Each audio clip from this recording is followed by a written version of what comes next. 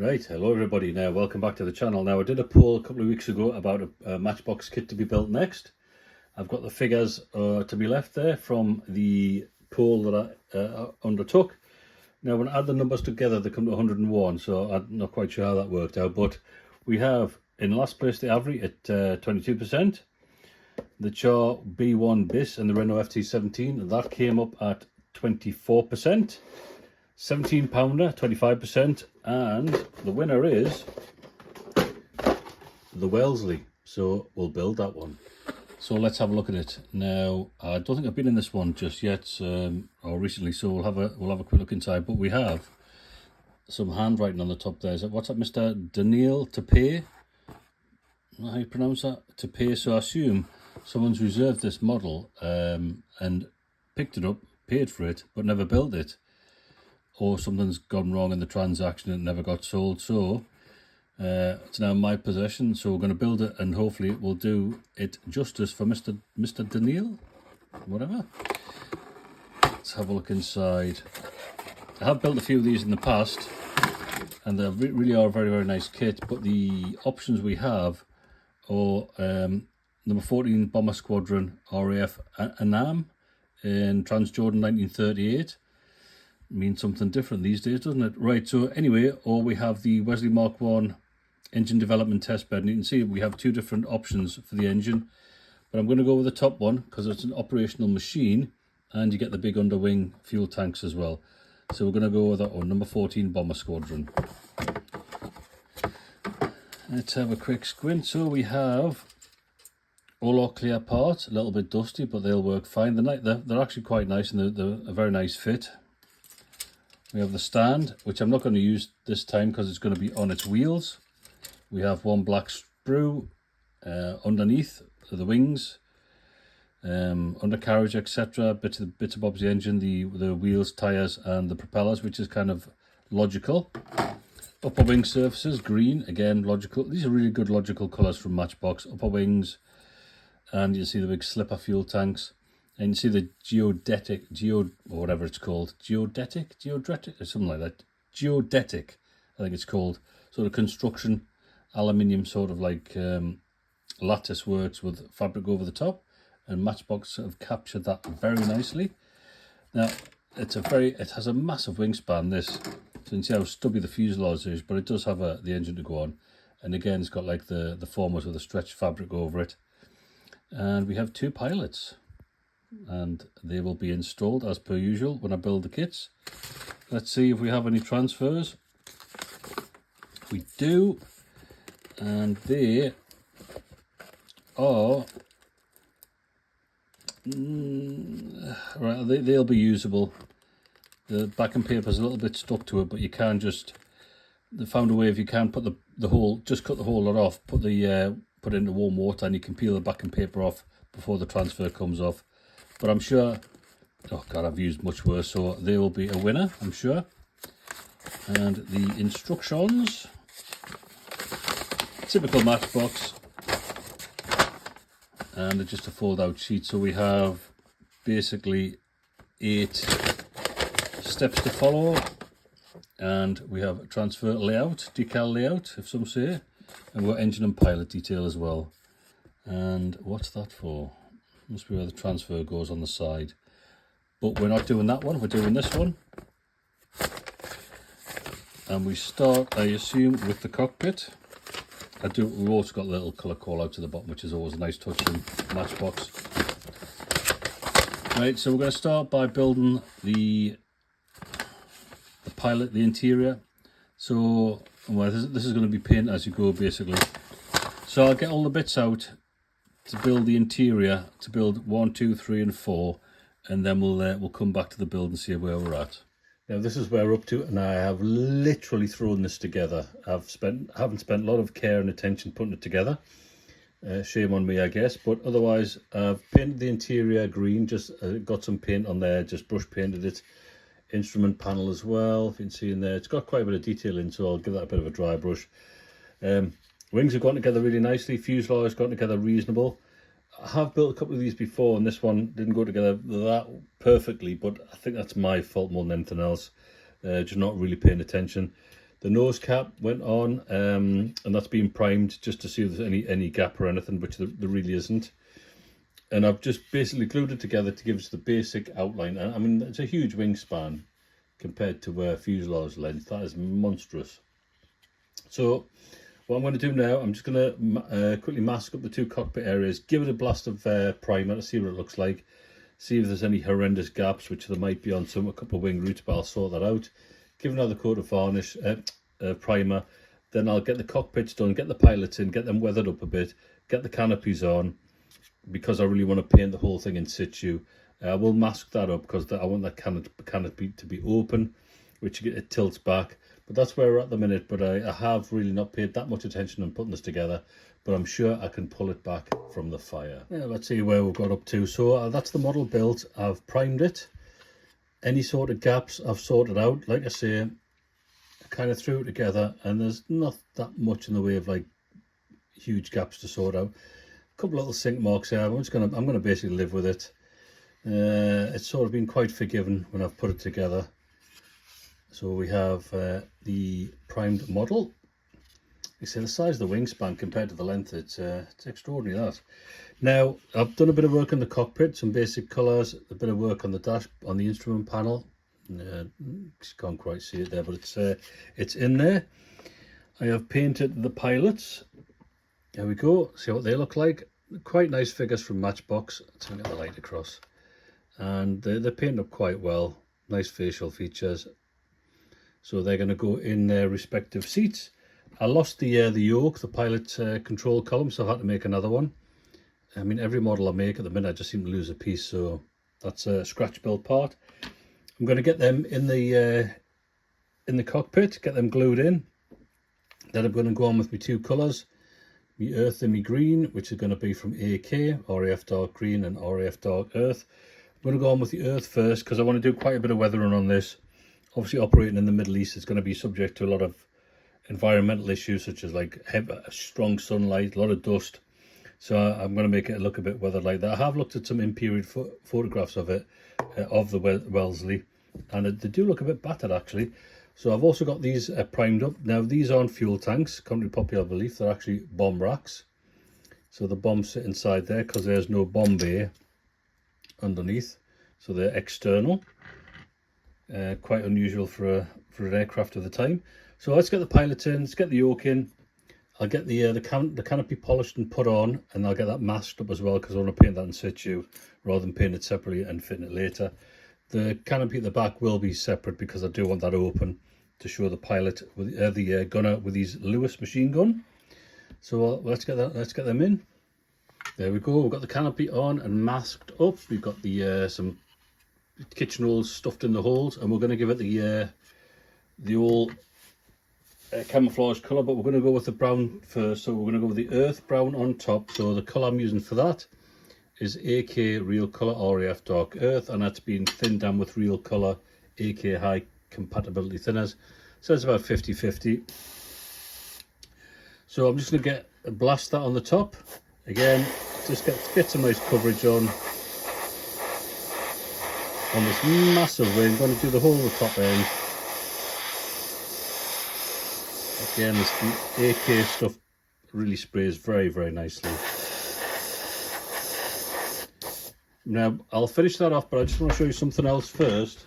I'm busy painting this submarine. This is HMS Vanguard from Bronco, 1/350 scale. Now, I'm actually building this for a customer, and they want it to look like it's just come back from a 9-month deployment. Now, I've got it in good authority that these come back absolutely hacky dirty and covered in barnacles. So I'm trying to replicate the barnacles. So I've just done some filler at the bottom there, just dabbed on a bit of filler, a bit of thin down filler. And I'm going to airbrush a bit of the brown on. And then we're going to do a bit more work on it. Just thought I'd show you this one. Just kill the compressor there a second. So like I say, these submarines come back. They look like they've been down the bottom of the sea for years. And the state of them is incredible. You really wouldn't think they would be seaworthy. Covered in green, covered in slime, covered in all sorts of stuff. So that's what I'm going to go for the barnacles, but I'll come back to that later because I've got to do a bit more work on that. So in the meantime, I'll just get the rest of this earth on the top surface, and then we'll go on for the green. Okay, now I've moved on a bit there, so we've got the dark earth on, and I've got the Mascol camouflage on, which is just basically painted on with a knacky old paintbrush, and you can get a decent effect with that. Nice sharp edge camouflage pattern. We've got the green in the airbrush. I'll just quickly do one of the Bombays first, or one of the external bomb loads. So about 50-50 mix with the AK paint, and we get a nice coverage because the AK paint is very, very nice. Oh, you can't see that, can you? Sorry. So we get nice coverage with the AK paint. Very solid colour. Airbrush is lovely. Spray's no problem. So I'll paint the rest of the model, then we'll come back, I'll take the mask off and we'll get the black on, then we'll get on with the fun side of things, which is the weathering. And there we have the green on, and you can see that's the nice demarcation line I've got on the bomb racks. But I'll just show you how the best way to take the mask off. So I'll just show you on the tail plane here. So obviously when I've airbrushed it that way to try and not form a ridge.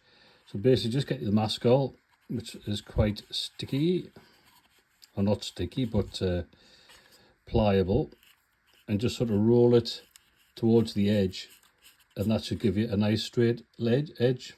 It's a nice clean edge with no sticky uppy bits, which you can get if you do it this way. I'll just try and show you on this. So I'll pull it this way.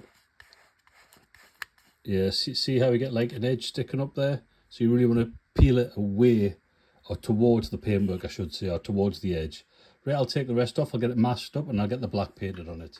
Right, there we have the final demarcation lines on the top camouflage, which looks pretty good, I think. The Mascol technique is pretty good.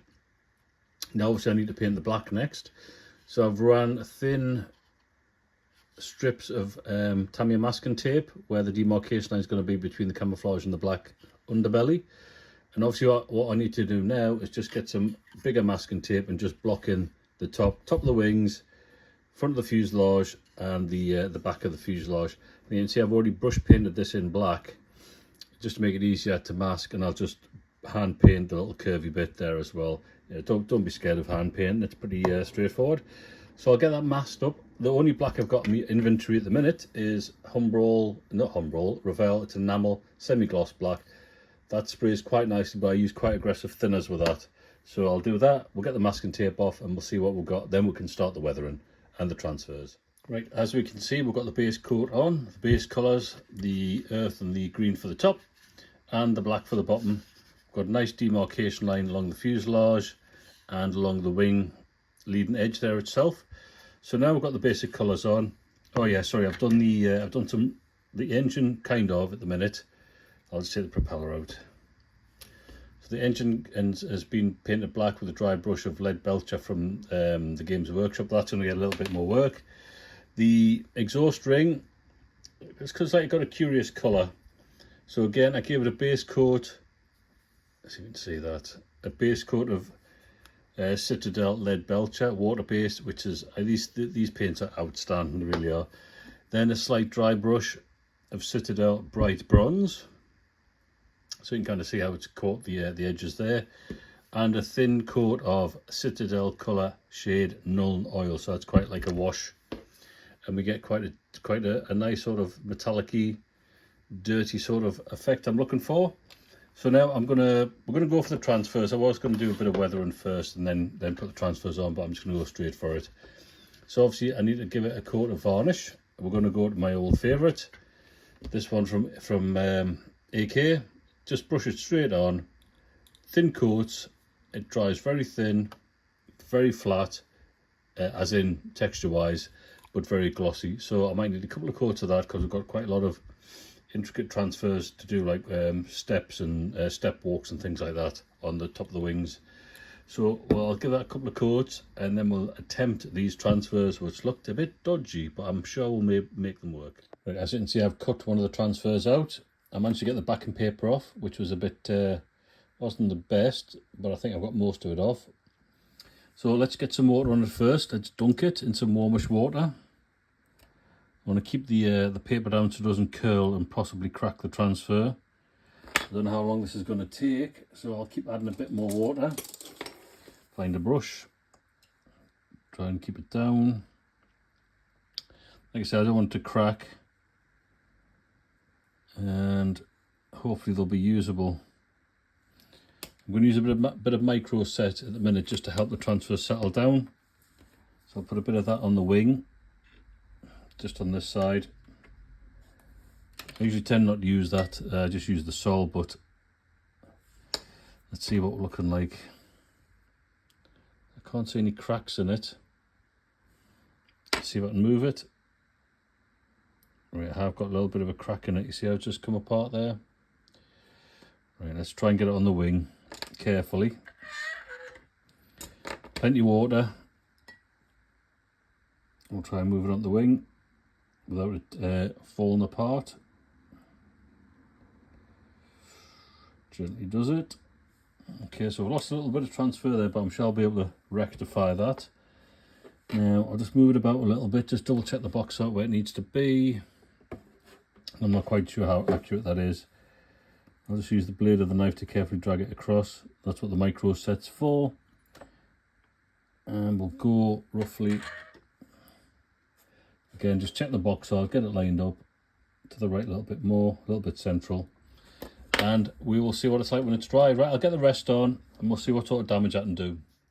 Right, there we go. That's, excuse me, that's the transfers on. They were a bit of a struggle, but they've gone down okay. The bits that were missing or like broke away, I've just basically touched in with some paint. Like on the lines at the L, all fell apart. On both sides, both L's fell apart, but they're sorted. The next thing to do, I'll give them a quick coat of varnish just to seal them in. And I think we'll live with them. Not the greatest, but they've gone down okay. Now, obviously what I want to do, I want to give it some weathering. So I've got back to the original colours, the green and the brown. And I'm going to add a teeny drop of Tamiya buff in with these. And then go over and try and give some highlights to the panels to give some sort of idea of a faded paintwork. I'm going to do the same underneath with grey on the black. But first I'm going to give things like where the flight controls are and the rudder, just a quick flash of black just over the edges, just to give it a bit of definition, and maybe around the walkways and around the engine cowl, just to give it a bit of interest. And then we'll get the dusted effect look, which I'll probably airbrush a bit of earth back on, so around the wheels and the undercarriage. Then we'll give it a wash. Then we'll give it a dry brush, and we'll see what it looks like.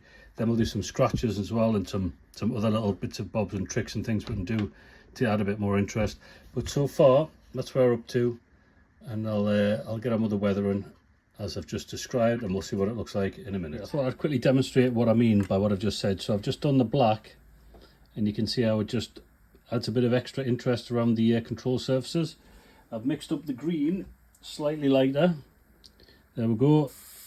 So I'm basically just going to work a bit just to put some, highlight the green a bit more, just make it a little, as if it's a little bit dusty, a little bit faded, just on the surfaces, nothing too much. Maybe on the leading edge there, where it gets a bit of, turn the compressor off, where it gets a bit of wind resistance. So that's basically all I want to do, just add a bit more interest. I'll do that with the brown and with the black underneath.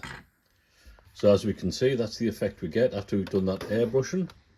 Some nice highlights, a bit of dusty area, settled the paint down a bit. Then I've given the model a slight dry brush to try and lift the detail on this nice sort of crisscross pattern on the wings, the fabric texture, and on the side there and underneath as well. Now it's quite difficult to see because it does need a matte varnish, which will settle it all down. So what we're going to do now is give it a little wash in the recesses.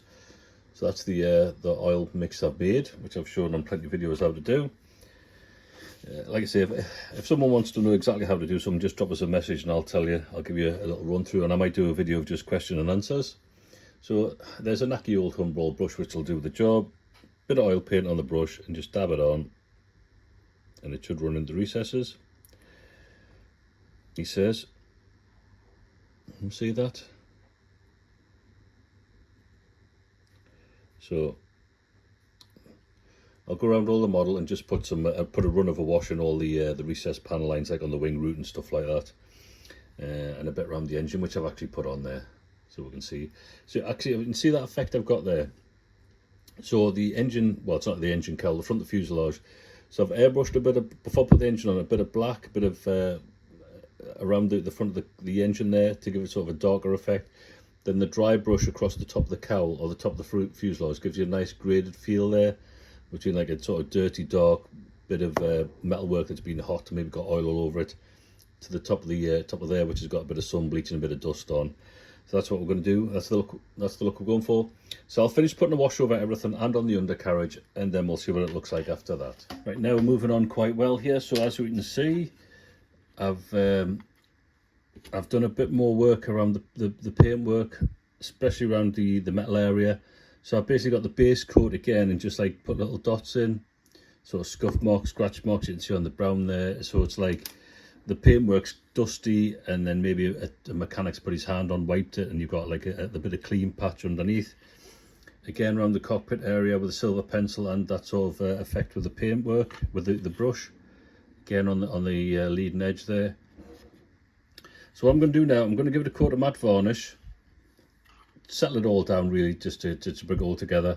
I'll get the back canopy on, the little Lewis gunner, I'll get the propeller on, aerial pitot tube, and I think we're pretty much there with this. But I say a coat of matte varnish will really start to tie it all together, and we'll get it finished off. So the next time I come back, hopefully, we will be done.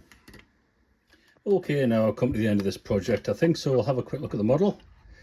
I've done all the little bits and bobs, the gunners in there. I was going to have the canopy open, but it didn't quite fit right. So if you want to do that on a future model, you've got to try and make it work before you fit the canopy. Or you probably grind a bit of the fuselage out to do it. The model had another slight dry brush before the matte varnish went on, just to lift this texture ever so slightly. The additional scratch work has been done by silver pencil around the canopy and a bit on the metal portions of the wings, but most of this aircraft is fabric, I believe, stretched fabric. The bomb racks have gone on. The undercarriage is all been weathered as well, like dusty tyres there, so it's been rumbling along some sort of Middle Eastern strip. The bomb racks have gone on. The front cowls all sorted. The aerial and pitot tube have gone on. There we go, so you can see that. And we've given it a coat of matte varnish. I've also given it a gloss varnish on the canopies. You can see how nice and shiny they are now. Great stuff.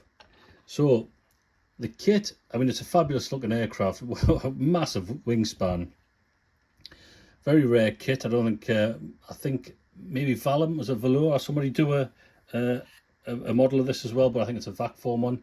But if you want a 72nd scale one, you can't beat the Matchbox one. Now, I wasn't that precise when I put this together, I almost threw it together, and the kit is extremely forgiving. Everything fits lovely. So this is a testament to Matchbox, I think, who designed this kit. I wasn't very careful with it, I was rough with it, I just hired it together, and I think I've turned out a pretty presentable model of a very interesting aircraft.